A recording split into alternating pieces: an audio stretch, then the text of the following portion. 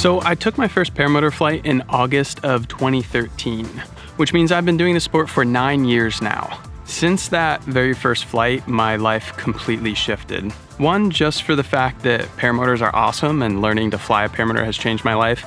And two, it's fully encompassed my whole life. Obviously, I make YouTube videos for a living now. So I figured on this beautiful evening, we should go out and do a discussion type flight, or just go have some fun and talk to you guys about what I've learned in the last 9 years of flying paramotors. Some of these things will be like strictly paramotor related, some are a little bit more philosophical, but regardless, I think it should be interesting.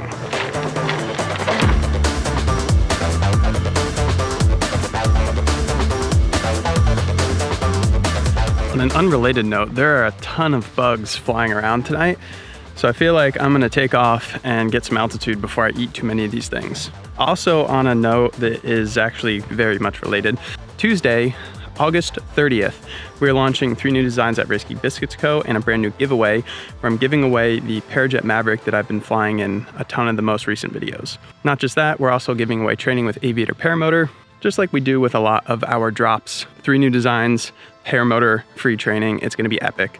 So stay tuned, Tuesday, August 30th. Put it on your calendar. I'm gonna go get in the air and have some fun and talk about paramotors.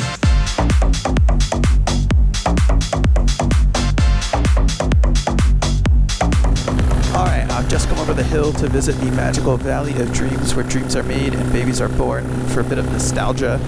And I figured we'd go through the beautiful valley while I tell you guys about the things I've learned in the last 9 years of paramotoring.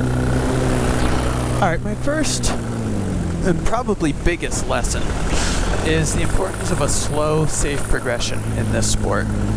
I think paramotoring in general is a very safe sport, but it's one of those things that doesn't have a lot of room for laziness.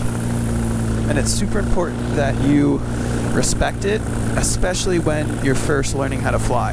And I know this seems kind of counterintuitive because a lot of people know me as a risk taker. I mean, the name of my business is Risky Biscuits. People see me out base jumping and doing all kinds of crazy stuff, but the reason I'm able to do that now is because I took a slow, safe progression into the sport and didn't get myself killed. And I built the skills necessary to be able to do that stuff safely. I consider myself kind of a chicken. When I look at my peers, and I realized this early on, a lot of the people that learn to fly around the same time that I learned to fly or have the same amount of experience as I have can rattle off countless like near-death experiences or sketchy scenarios that they got into. And I realized early on that the stories I had to share were minuscule in comparison. And that's something that I kind of pride myself on. My worst injury paramotoring was in training, and it was because I stubbed my toe on a rock kiting. I've never hurt myself. Wow, I just flew through a massive swarm of bugs. And that's when people are like, Tucker, wear safety glasses. And I'm like, no, safety squints. One thing I think that is important to realize about this sport is it's a very, very passion-driven thing. When people get into this, most people get really into it. They start changing their lives, dedicating all of their early mornings and sunsets just to paramotoring. And I think what that leads to is people just pushing limits and trying to progress really fast and obtain unobtainable goals. This might be a little bit extreme, but I feel like paramotoring is such a passionate sport that some people, when they're really in the moment and they're really just loving every minute of what this sport has to offer, they're kind of blinded. Sometimes it can feel like it's worth dying for. I know I've been there and I've pushed limits before, and I can tell you that none of it ever is worth dying for. I think it's important to keep in mind before every flight that you want to fly and stay in the sport for many, many years to come. That's the goal, longevity. You can get to the point where you're pushing limits, but you're doing it at 60% of your ability. And that makes it a whole lot safer than being at 110% of your ability, where at any point in time, something could go horribly wrong. So keep longevity in mind. The next thing I would say is that this sport is not really a contest. I mean, it can be a contest if you're in the slalom environment, but personally, I don't see the sport as a contest whatsoever.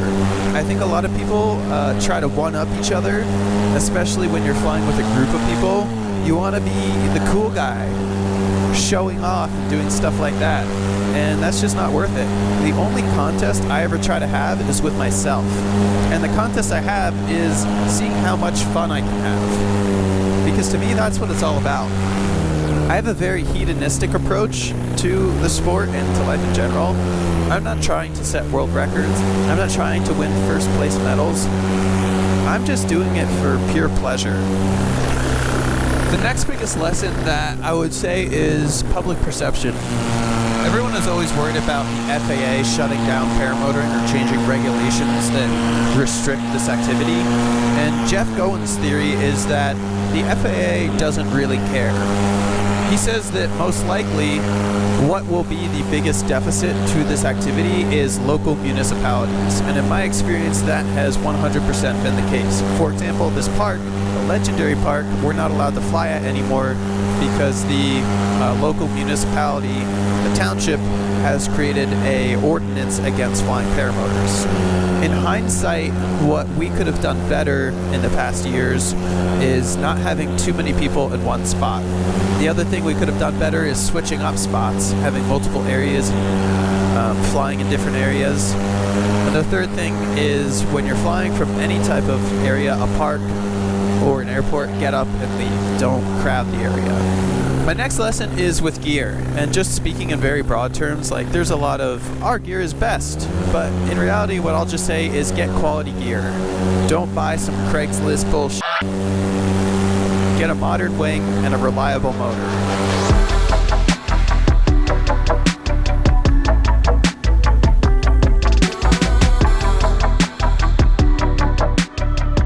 Alright, I've killed my motor.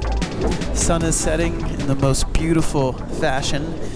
And my final lesson or thought is a somber one, and it's kind of an incomplete one. I don't know the conclusion to this thought, but I want to share it, and it's kind of open-ended. In the time I've been flying, I've seen some pretty life-changing injuries in the sport, and I've also lost some kind of far friends or acquaintances, people I've bumped into or talked to. But recently, a lot of you guys know I lost a really good friend, a very close friend, Jeff. And I was talking with my buddy Dan on our recent road trip about how it's changed the sport for us and what our thoughts on it were. And for me, the big thing was the inherent risk of this activity. If you've seen the videos about Jeff, the conclusion of his accident is that we don't really know what happened. In a lot of scenarios when there's accidents or crashes, a lot of it can be prevented, or it could have been prevented. In Jeff's case, we don't really know if it could have been prevented because we don't really know exactly what happened. And knowing Jeff as a pilot, he was one of the safest pilots of any of us. So what I'm getting at is the conclusion that I've felt in the past couple months since the accident is that this sport does have an inherent risk. To me, that inherent risk has always felt very, very small. Like, it'll never happen to me. It'll never happen to any of my close friends. The takeaway is the inherent risk is possibly bigger than I thought. At least that's what this accident is making me feel. And the conclusion I draw from that is not at all that we should stop doing the sport. It does reinforce that we should never become complacent. It reinforces that we should be as safe as possible, always do our gear checks, always have a margin for error. And it, more so than anything else, reminds me to take pleasure in every single moment. Always have as much fun as possible. Enjoy simple things like this, just floating down in this beautiful pinkish orange sunset that not many people would ever get to experience like this. There's probably thousands of people within the vicinity that I can see right now, and I'm the only one up here enjoying this moment. And that to me is super special. That inherent risk is always worth it to me, but it's just a reminder to take pleasure in every moment.